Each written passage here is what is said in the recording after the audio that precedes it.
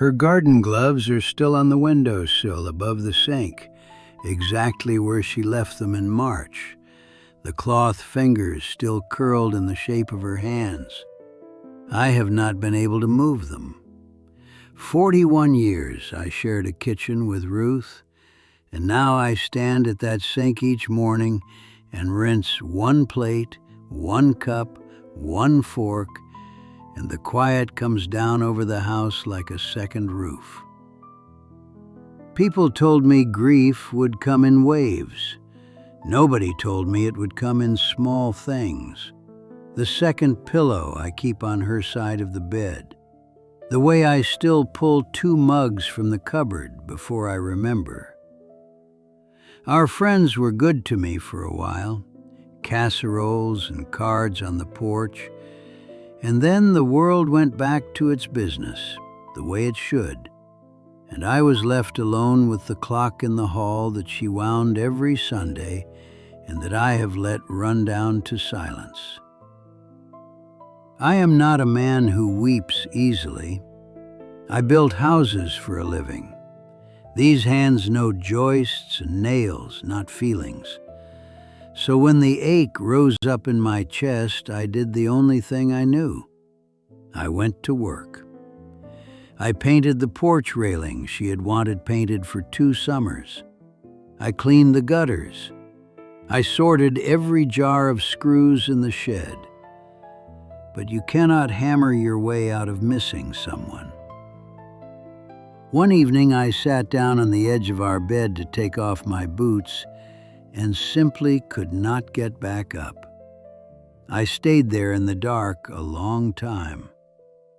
I kept thinking a man my age ought to be past being broken like this. I thought God must look down at an old fool crying in an empty house and turn his face away, embarrassed for me. It was our granddaughter, Mia, who found it.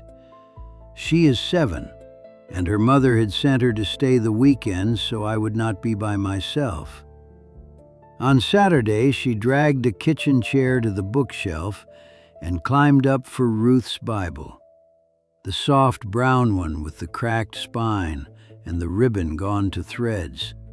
Because, she told me very seriously, Grandma's words are in this one.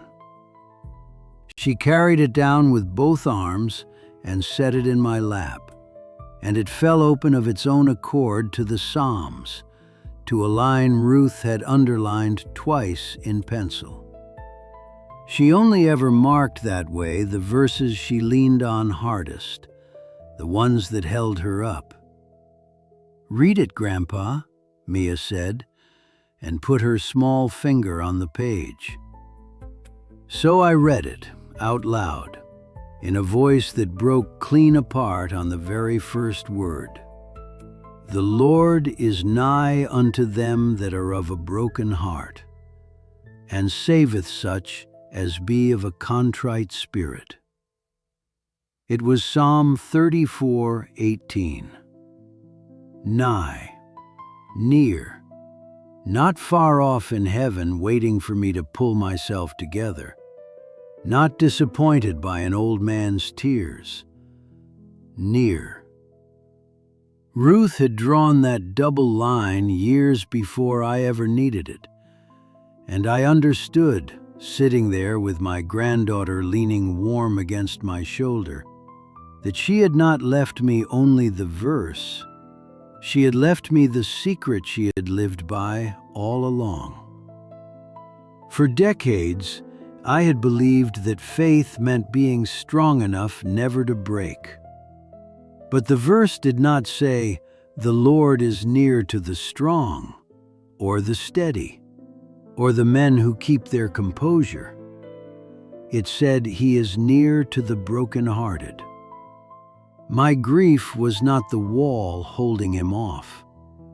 It was the very place he had drawn close. I still rinse 1 cup each morning, and the gloves are still on the windowsill. I have decided now that I will leave them there. But the house is not as empty as I had thought. Most nights that Mia visits, the two of us read from her grandmother's Bible, hunting down the verses Ruth underlined, and I have started winding the hall clock again on Sundays. The grief has not gone. I do not think it is meant to, not yet. But I have stopped believing I carry it alone. I learned at 73 what my wife had known her whole quiet life, that a broken heart is not a locked door between you and God. It is the open door He walks through.